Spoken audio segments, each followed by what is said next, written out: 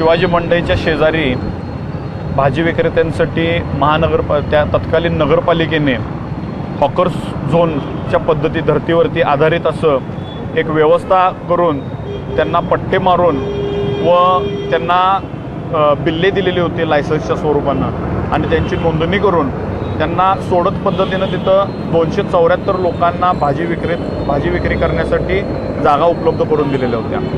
सदरच्या जागेमध्ये 40 वर्षे हे विक्रेते व्यवसाय करत आहेत। 20 वर्षापूर्वी शेजारच्या दोन्ही रस्त्यांना वन वे करून त्या रस्त्याला वाहतुकीची व्यवस्थित सगळी व्यवस्था केलेली होती।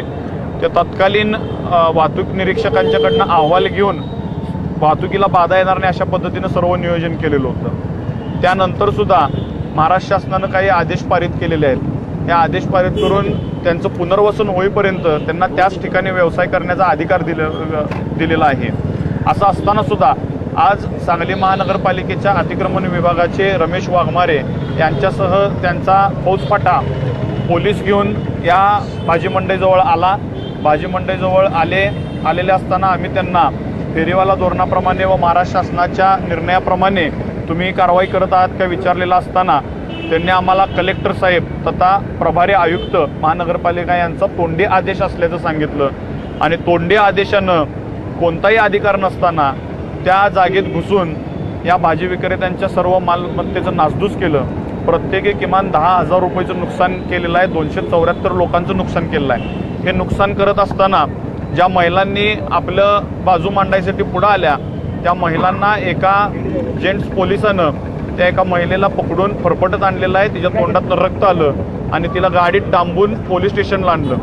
अशा प्रकारची एक सुलतानी कारवाई या सांगलीच्या कलेक्टरनी आणि प्रभारी आयुक्त म्हणून कारभार करत असणाऱ्या एका व्यक्तीनं, जबाबदार व्यक्तीनं ही कारवाई निव्वळ स्वतःच्या इगोपोटी काही दिवसापूर्वी भाजी मंडईत आल्यावर त्यांनी सांगितलं हे लोक माझं ऐकून आत कसं जात नाहीत हेच मी बघणार आहे। अशा प्रकारे इगो करून ही कारवाई केलेली आहे।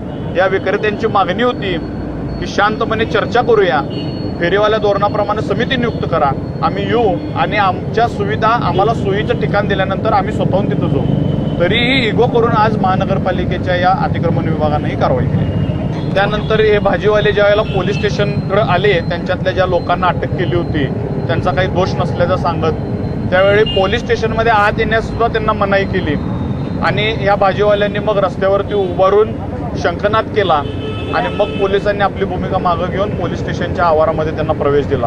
पोलीस स्टेशनच्या आवारामध्ये प्रवेश द्यायला सुद्धा मनाई करणारे हे लोक कसल्या प्रकारची कारवाई करायला लागले हेच समजत नाही। कुठल्याही प्रकारची नोटीस दिलेली नाही आहे। फेरीवाला धोरणानं सांगितल्याप्रमाणे कुठल्याही प्रकारचं पुनर्वसन केलेलं नाही आहे। इथनं काढून टाका आणि नुसतं हातानं बोट करून दाखवायचं की पलीकडच्या जागेत जावा।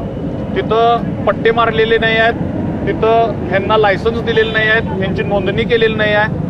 274 लोकांमधल्या कुठला व्यक्ती कुठं बसेल याची कुठलंही नियोजन केलेलं नाही आहे। उद्या या लोकांच्यात वादावादी होण्यासारखे सगळे गुंतागुंतीचा विषय केला आहे। त्यामुळे या लोकांची मागणी होती की तुम्ही एक मीटिंग घ्या, त्या मीटिंगमध्ये आम्हाला परवाने द्या